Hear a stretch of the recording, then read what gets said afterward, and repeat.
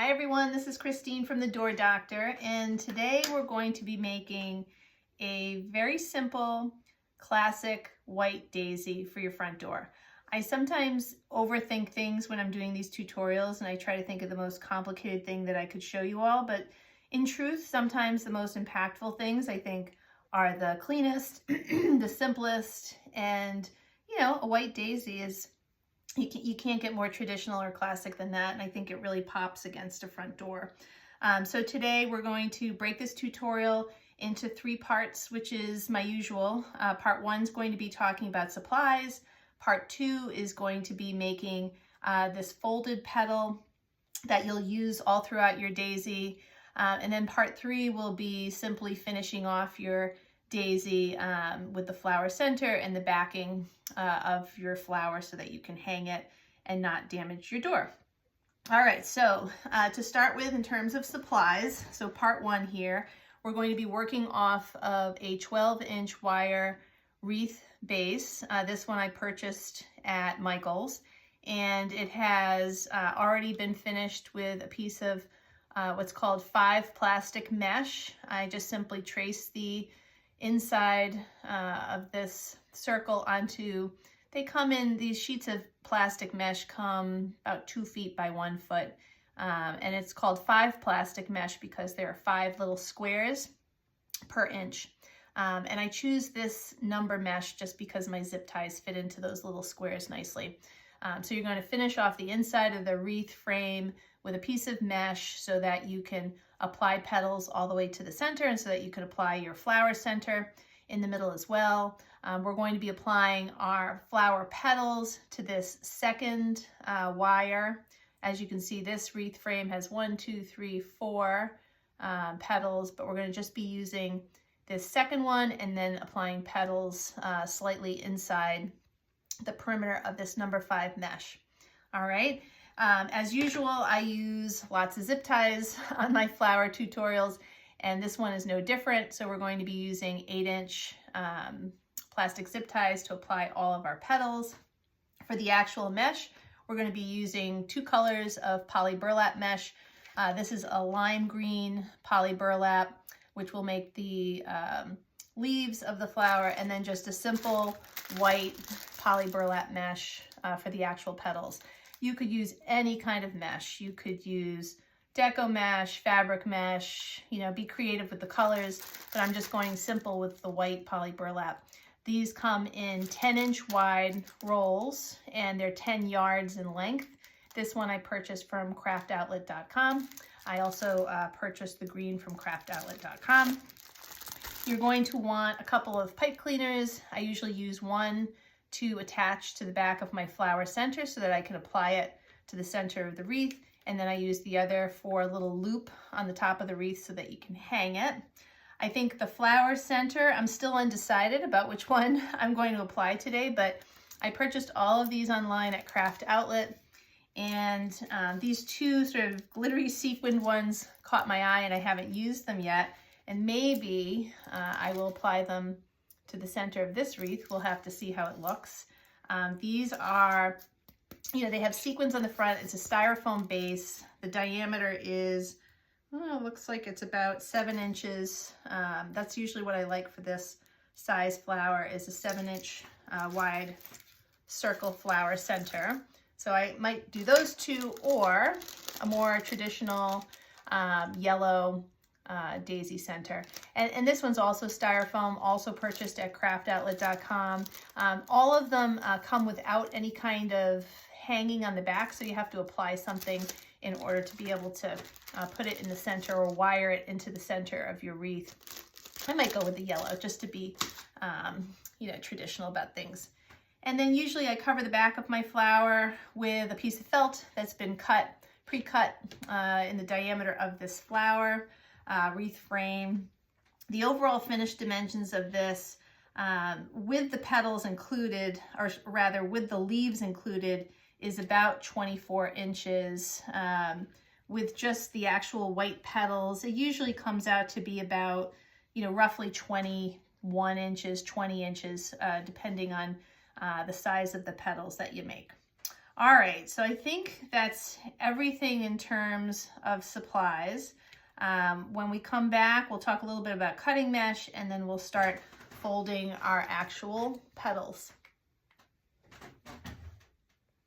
All right, welcome back. So I've cleaned off my table, and now we're just going to cut some mesh and fold some petals. And this daisy petal is pretty simple. What I like about it is because it's folded, you don't have any of the cut edges of your mesh to really worry about. You know, all mesh frays, and no matter what you do, you're going to get a little bit of fraying, but not with this petal style. It's all tucked away, and I really like that. It looks nice and neat. So in terms of cutting mesh, I usually cut, for these tutorials, I usually pre-cut all my mesh just to be, you know, efficient with time. But I like to cut them into 10 by 10 inch squares. So again, remember this is a 10-inch wide roll, and so you're going to be making your cuts along this unfurled roll every 10 inches. And the way I like to cut my mesh is with a wood burning tool, especially with poly burlap mesh, because it's you know, it's a plastic material, and so the benefit from using a wood burning tool is that it slightly melts the cut edges, and that way it makes it a little less likely that you're going to have mesh fraying. Won't eliminate it entirely, but it'll make it a little bit more durable once it's cut. And so my wood burner is one that I purchased on Michaels. It comes with a range of different tips that you could experiment with. But this one, I don't know if it projects very well. This one is sort of a beveled tip. Put my hand behind it. Maybe you can see it better. It doesn't come with any temperature control, this particular wood burner. It's just an on-off switch. I usually have it cradled off to the side here. It's taped here on my glass tabletop so that it won't move too much, but you want to be really careful because it gets super hot. And you only have to burn yourself once to be reminded of that fact. The other sort of safety precaution is always make sure you have a glass cutting surface. Obviously, this cutting board is not glass, so I'm not going to be making any of my cuts on it, but this tabletop is glass. And so usually I just measure my mesh, slide over, and cut my mesh. It's just the way that I do it. Certainly you could put glass over your cutting board, or rather over your you know, this sort of measuring cutting board, and cut on top of the glass. And then the final safety precaution is to always wear a mask, because this poly burlap mesh, as you use your wood burner, it's going to let off a fair amount of smoke. And so you just want to protect yourself with some sort of a respiratory mask, which most of us still have lying around, I imagine. So I'm just going to measure out and cut a few of these just to give you an idea of things. I'll usually just mark my 10-inch mark, which is after doing so many of these, yeah, my cutting board has quite a few marks. So I could probably do this in my sleep. And the mesh has this nice grid, almost like hatched marks. So you're just going to follow down one of these rows and try to keep it nice and straight. And then if I weren't doing a folded petal, usually what I would do after cutting my mesh is I use a little tiny paintbrush, a little craft paintbrush. I think I have one back here. One just like this, and I usually use a little matte Mod Podge, and I'll just take a little Mod Podge and just dot it all along the cut edges, and then let all of these squares just sort of sit and dry until, you know, a couple hours go by, and then I usually use those for my petals. But we don't need to do any Mod Podge today because you're not going to see any of these cut edges. All right, so that's just how I cut my mesh. So let's move on to making the actual petal. And so this is an example of the finished flower petal that we're going to be using for our daisy. This is pretty simple. One extra little cutting tool that I like to have for this is, it's very messy looking today, but it's this 3-in-1 cutting tool, and I'll also include the link for this on my finished tutorial. This is going to be used to cut all the little extra mesh edges once you zip tie your petal closed. So I'll put this off to the side. But this is otherwise a pretty simple petal. So we'll do a few together. So you're going to start with your cut 10 by 10 inch square. I like to start with the cut edges along the side, seamed edge towards your middle. And you're going to take this left lower corner, bring it up to the opposite corner, and fold a nice big triangle. Okay. Then you're going to fold it again in the midline to make a smaller triangle. All right. Just fold that, crease that nice. So you should have one folded edge and the other edge that sort of opens like a book. All right. And then you're essentially going to gather it across this longer edge, but I don't really gather it like I do some of my sunflower petals. I more or less, I sort of fold it in the middle, kind of cup it in the middle, grab these two, let me see, show you this way. Grab these two tails in my right hand and fold the edges over a little bit, almost like a lily, like a calla lily petal. I can say that 5 times fast. And then pinch it right there at the base. And then you're going to zip tie that. All right. So it almost looks like it has like a little cup in the center, and it's curved along these edges. It sort of curves around like that. I'm going to cut my zip tie off and then use my cutting tool to cut all of this extra mesh that you don't want. All right. Do that again. So cut edges up the side, seamed edge towards you. Take the lower left-hand corner, bring it to the opposite corner, flatten your triangle, and then fold it again into a smaller triangle. I like to flip it over, then I pick it up. I do it quick. I can almost, it's hard to articulate what I do, but I curl over these sides and just sort of have it, you know, sort of one pleat, if you will, right in the middle there.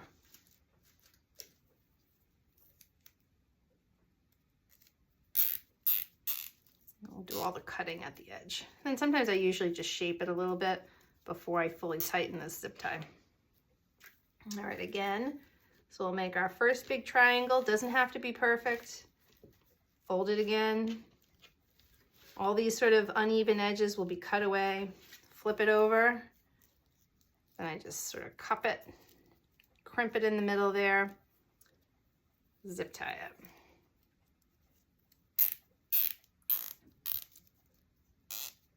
Shape it a little bit, make sure it's even.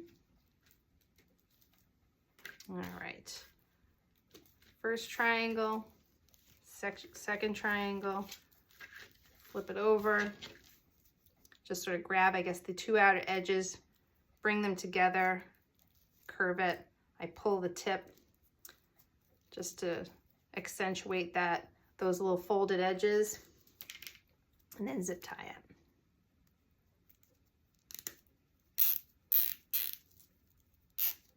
So for this wreath, I didn't mention quantities earlier, and I apologize. You're going to need, for this sized wreath on a 12-inch frame, you're going to end up using 50 white petals. So it's quite a bit of mesh. You'll need at least 2 of these 10-yard rolls in order to do that. And so you're going to end up spending a lot of time folding triangles. Okay. Fold it again. Grab the edges, sort of curve them, pull the end of your triangle, and then zip tie. All right, make sure I like that. And let's just do one more and then we'll move on. Flip that over, grab the edges, kind of curve them, pull the end of your petal, shape it however you'd like to, and then zip tie. All right. All right, good. So I'm going to finish making 50 of these. 50 petals. There'll be 30 in the outer row, 20 in the second row. You're just going to do two rows of petals. So it's just going to be 50 across 2 rows.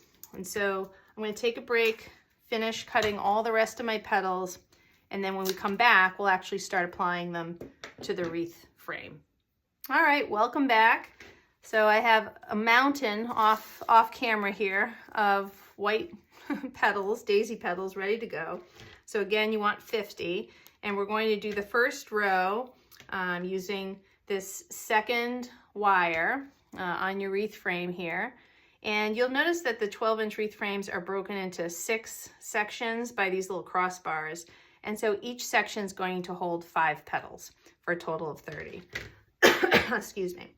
And so quite simply, I like to use my zip ties in this sort of a crisscross pattern. So I actually apply my petal using 2 zip ties. That way, instead of being a little diagonal to the wreath frame once it's attached, the petal will sit nice and perpendicular to the frame.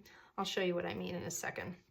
So I'm going to go ahead and put my zip tie down along that second wire, and I'm going to just put zip tie 1 around the base. And if you'll notice, but you can certainly just do the 1 zip tie. This may be just a compulsive quality that I have, but I never like the fact that it sort of goes off to the side when you put this 1 zip tie. And so if you place a second zip tie going in the opposite direction to how you placed the first, and I'll show you the back once it's done. It just snugs it up in a way. Let me cut these ends. It sort of tightens it in a way that makes it a little straighter, more perpendicular to the frame. Okay, like that. And the back, you can probably see that they crisscross along the back. And so I have a tendency to do that for a lot of my wreaths, at least in the outer row. It certainly doesn't matter once you get to the mesh, but I like to do that along this first outer row to have everything nice and straight. So certainly it takes a lot more zip ties, and if you don't want to do that, there's really it's not essential that you do this. It's just become habit for me. All right. Attach number 2. Here we're going to do number 3. Lots of zip ties. Should own stock in a zip tie company, plastics company. All right. Number 3. Actually, I'm going to slide these this way. This guy doesn't want to move. I think I zip tied it to a part of the wreath frame that's a little bent. I'll do number 4.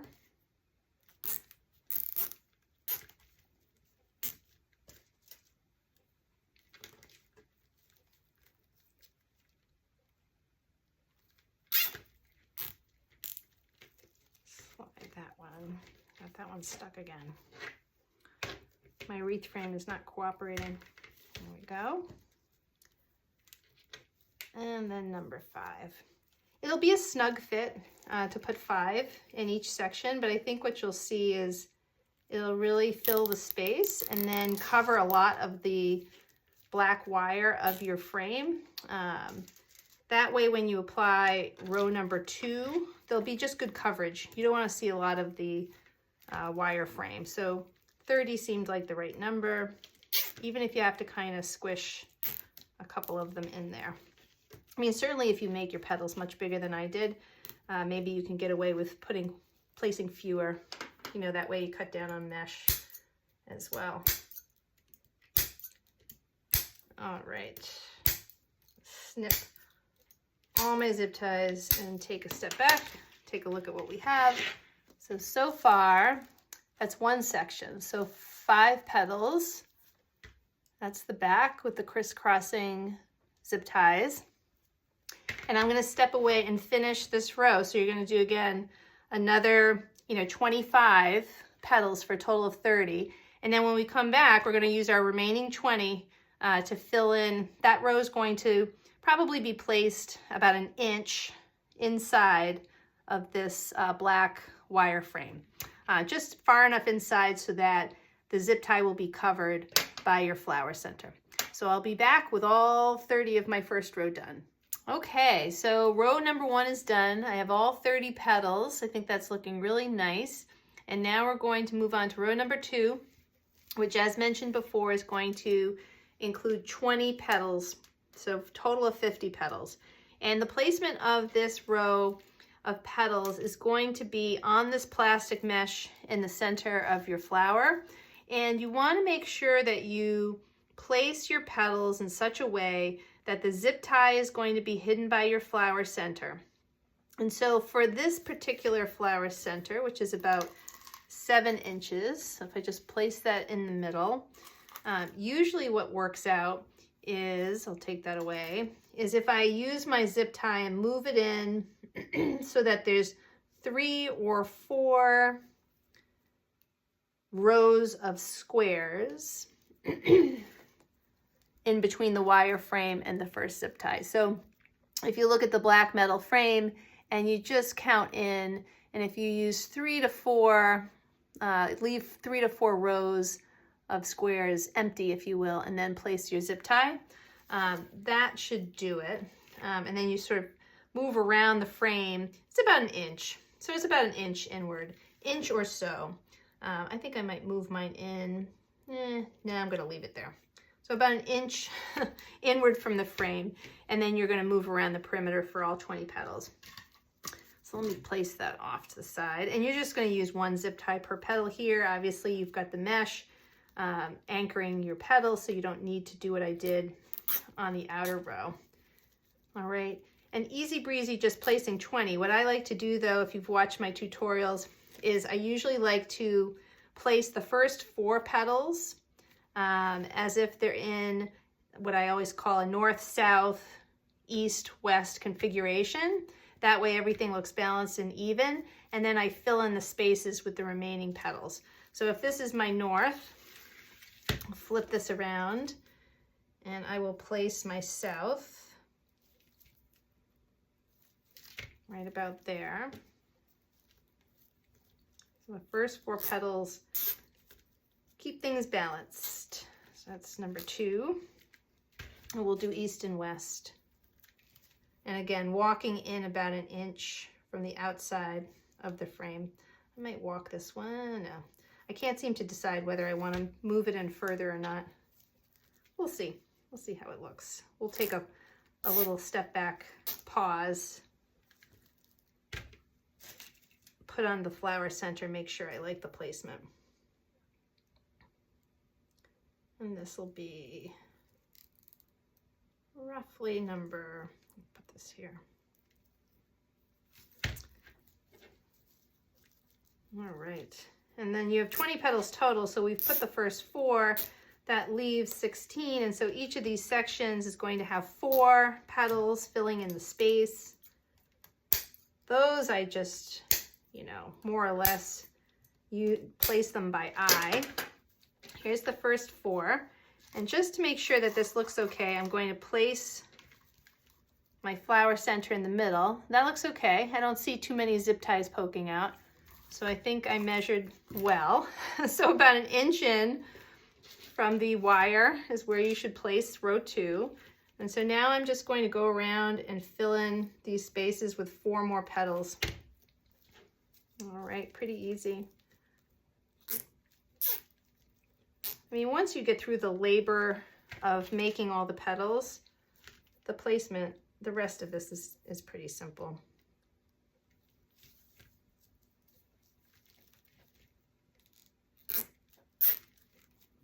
All right, 2. We'll do number 3.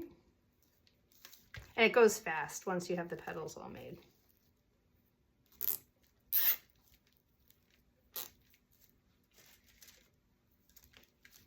All right. And we'll place that one right there.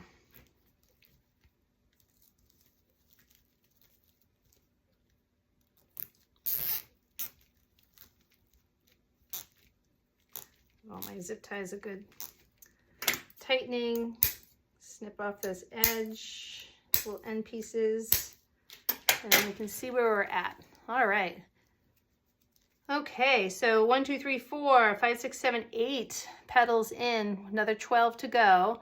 And so you're just going to work your way around and fill in these next 3 sections with 4 petals in each section. And I'm going to take a break to do that. When we come back, we'll put our flowers' leaves on the back, then we'll place the flower center in the front and finish it all off with our felt backing. All right, so petals are all done, and I think that looks really pretty. I mean, you can see that they're not perfectly placed in a nice neat circle in the center there, but so long as your flower center covers all of the zip ties, and this one looks like it does, you won't see any unevenness. All right, so before we place the flower center, I like to do the leaves first because we're going to flip the wreath over on its face, if you will. And the one thing that I don't like about these flower centers is this sort of fake moss that they have on top. Tends to make a mess. And so if you play with it too much, it's going to get all over your table. So I'd prefer not to put it on and then flip the wreath. So we'll do that after. So let's do some leaves. And so the leaves, we're going to use lime green poly burlap mesh. These have also been cut into 10 by 10 inch squares. You know, sometimes you can make them 10 by 11, so make it more rectangular to give a little bit more, you know, so you can see the leaf a little bit better from the front of the flower. But because these petals are somewhat short, I really don't think you need to do that. You'll see plenty of the green if you do a 10 by 10 inch square. And so I've already pre-cut these. I've actually applied Mod Podge to the edge too, so that they're a little bit tougher, a little less likely to fray. And I've cut 6 of them. So we're going to put 6 leaves on the back. And I usually mark my leaves placement based on where these crossbars go. So there's 6 crossbars as part of this wreath frame, and that's exactly where I'm going to place my zip tie for the leaf. And so before I form the leaf, I like to just go around and place all of the zip ties. And usually I'll just pick a spot next to this crossbar. I go underneath this inner black wire, and then I just go over the next one, over the third one, and come out under the 4th one. I don't know if you can see that. And I just go around, place all my zip ties, and then do the petal, then do the leaves. So under the first wire, over the next 2, under the 4th. So I get them all set up first, and then we'll do the leaves together. And you're basically going to zip tie these in such a way that you can sort of tuck the poly burlap under the wire frame slightly so that it keeps it pretty firmly placed. All right. And here is number 6. All right, so we have all our zip ties placed. I'm going to put that off to the side, grab one of my squares. And so for this is pretty easy. You're going to take your square, again with the cut sides, up the edge. And I usually just take the corners, 2 opposite corners, have them kiss in the middle like that. Almost looks like an envelope to me that's opened on both sides. And then you're going to gather this across the middle. All right, just like that. And then this is how you're going to apply it to your wreath. So you're going to have the sort of the messy end that you were just crimping facing the back of the wreath. And I usually give it like a little bend in that middle. I place it on top of my zip tie and then just zip tie that shut. And before I completely tighten the zip tie, I'm going to push that little bent part of the leaf underneath this wire edge. And then I tighten the zip tie. All right. And then just shape it a little bit. So it looks like that, sort of tucked under the wire frame. So it won't go back and forth like that. So let's go around, do number 2. Take the opposite corners of your square, have them meet in the middle, and then gather it right across the middle here. All right, pinch it. I give it a little bend. Place it on top of your zip tie. Don't tighten it too quick or too tight. You want to tuck under your mesh, then give it a nice snug. All right. We'll do a couple more together. All right. Opposite corners, have them meet in the middle. Gather across the middle, pinch it, give it a little bend, place it on your zip tie. Lightly tighten that zip tie so you can tuck your leaf under and give it some shape. All right, I lied, we'll do one more together.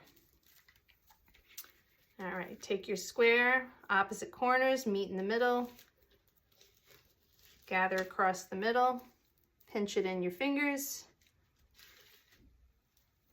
apply it to your zip tie, on top of your zip tie,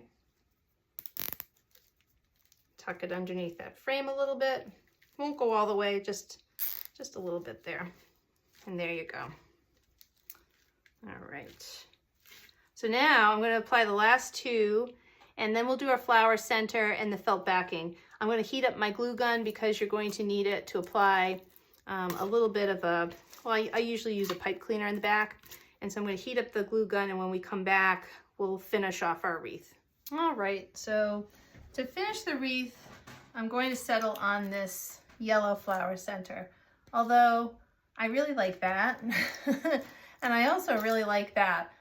So I may end up making both of those for my shop. But for now, we'll use the yellow styrofoam, very, traditional classic flower center. It's also, you can buy these at Hobby Lobby, Craft Outlet online. This one's 7 inches in diameter. It's styrofoam, and it doesn't come with any attachment on the back. And so you can do this a variety of ways, but usually I just like to glue a pipe cleaner onto the back, and that can thread into your wreath frame. And then I usually will place a little extra felt. Actually, I should have 2 pieces of this, but I'll put one for today, a little crisscross of felt on the back to hold it in place. So just quite simply, I'm just going to put a little glue there, take my pipe cleaner, just kind of center it there, and I'll put some felt this way. I'll have to get a second piece of felt. I don't have any right here. Usually I like to sort of glue the pipe cleaner in the middle and then do sort of an X, a crisscross of felt glued on top of it. All right, so that it won't come off. So we're gonna give that a second to dry. And maybe as we wait for that to dry, we'll just move on using one of my glittery centers, which I already applied the pipe cleaner to. So let's use this one, since the yellow one might be a little bit too tacky. And so you're just going to apply this in the middle. You've got a nice long pipe cleaner to guide it right into the center of the frame. Make sure you like where the placement is. And you're just going to twist this, snip the edges, and then I tuck that in.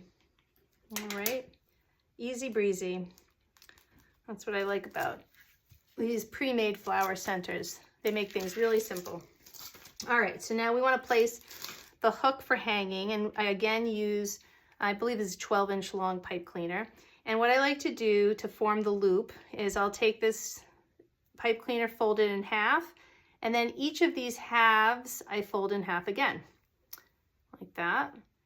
And if you sort of pull it out a little bit, to me it looks like a letter W. So make a letter W, and you're going to use the point of the W you're going to thread that into your wire frame. That's essentially going to become the loop itself. All right, so just find a nice easy place, stick the point of the W underneath the outer wire of your frame, and then I like to take the legs of the W, twist one behind your new loop and take the other one, go the other way. All right, if you can see that better, sorry. And you have these little loose legs, and you can keep kind of twisting them around this wire frame a couple times if you'd like. I like to sort of thread them around the base of the loop and then take these free little dangly legs and try to further anchor them to one of the inner rows of the frame. All right, just so it doesn't slide around, doesn't come loose. All right. And you can make it however long you want the loop to be. I usually like to keep it short enough so that you're not going to see it from the front when you hang it, so it's kind of tucked away. And finally, I finish all my wreaths with a felt backing. You don't have to do this if this is at your own home. I think if you're selling them, it just finishes off the wreath nicely. And I think from a practical standpoint, you don't want to scratch your door after doing all this work. So usually I'll pre-cut a whole bunch of these circles of circles of felt to fit the diameter of my wreath frame. And I usually use a little teeny tiny hole punch to make small holes around the perimeter of it. And that way I can use zip ties and sort of thread it through the wire frame, up through the felt, and then tighten those zip ties, and you can snip the edges and tuck the edges of the zip ties. So it just gives it a nice finished look. So sometimes I lose track of where the little holes have been punched, but bear with me. We're just going to move around the edges here. And, you know, for extra credit, you can get color coordinated zip ties to match the back of your wreath. So if you were in my house, you'd see I have red zip ties, orange zip ties, black zip ties, all sorts. Let's see.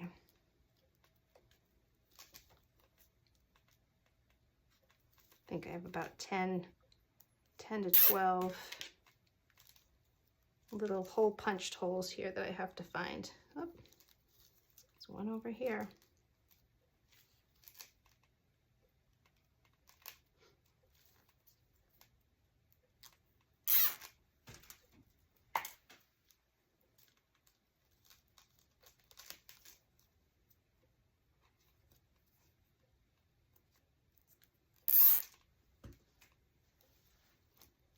All right, couple more.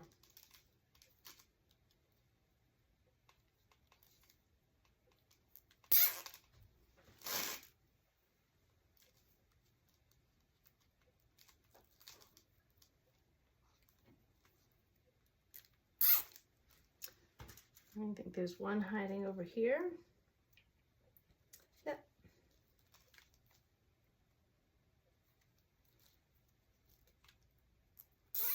There you go.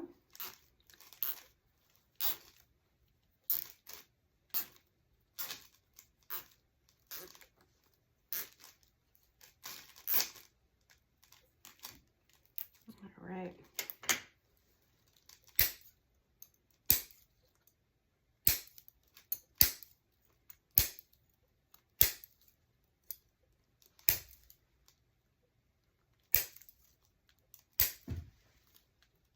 All right, so now I'm just going to go around and tuck these little rough edges of the zip ties. You can usually tuck them underneath the wire frame, and it'll keep the felt nice and taut as well.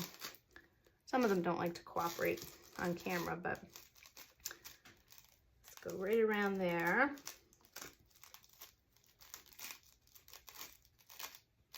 Straighten out my felt a little bit. And there you go, nice and clean. You flip her around. So there we go with the pink center. We like that. For those of you who are yellow center people, there's the yellow center. You could do that. Hopefully, either way, pink or yellow, you enjoyed this tutorial. I think she came out really pretty. Make sure you click subscribe if you like this tutorial so that you can be notified when my next video comes out. Have a great day.